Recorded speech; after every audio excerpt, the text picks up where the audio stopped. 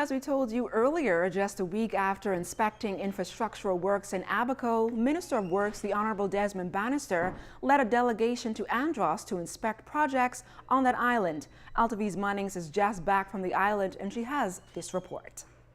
The Works delegation arrived in Fresh Creek, Andros right before 9 o'clock Friday morning, ready for the task ahead.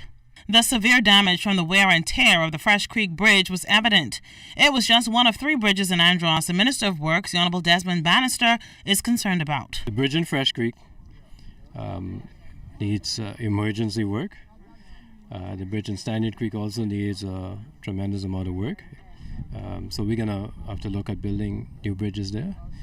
But the bridge in Stafford Creek is the most frightening one I've seen. We're going to have to do some emergency welding on the handrails where they're broken.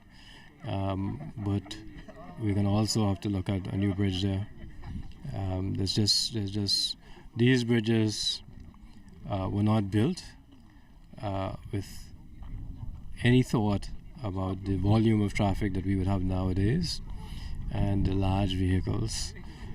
So there's a tremendous amount of rust on the center portions of those bridges, and we're going to have to go into designing them very, very quickly and seeking to get the funding in our next budget so we could do something about them. The people of Andros deserve more than they have right now. It was then off to Stanyard Creek where the delegation, accompanied by representatives of the Inter-American Development Bank, walked about 2 miles to view the creek that has been blocked for decades. Telling the minister, one thing is to read the information, to look at the data, to look at the satellite images that our team has been working on for a few months now. Another very different thing is to come here and see this beautiful place, the changes that have occurred in the natural ecosystem over the last 3 decades, and listen and hear from the locals who know this place better than anyone else, what they believe the causes for these changes are. And that is invaluable input for us to try to find options and solutions. The Works delegation then traveled to hurricane-hit Low Sound in North Andros to view the construction of the proposed site for the new Low Sound Primary School. We were looking to see if they were on schedule, if there were any changes that needed to be made. So we've had some discussions. We've worked with someone who represented the Ministry of Education.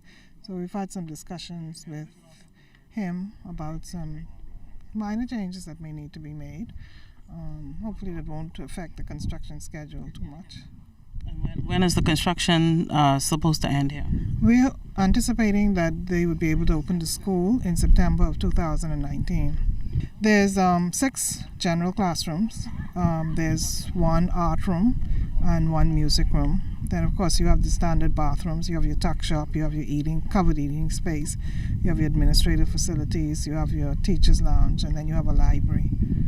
Reporting from Andros, I'm Altaviz Munnings, ZNS Network News.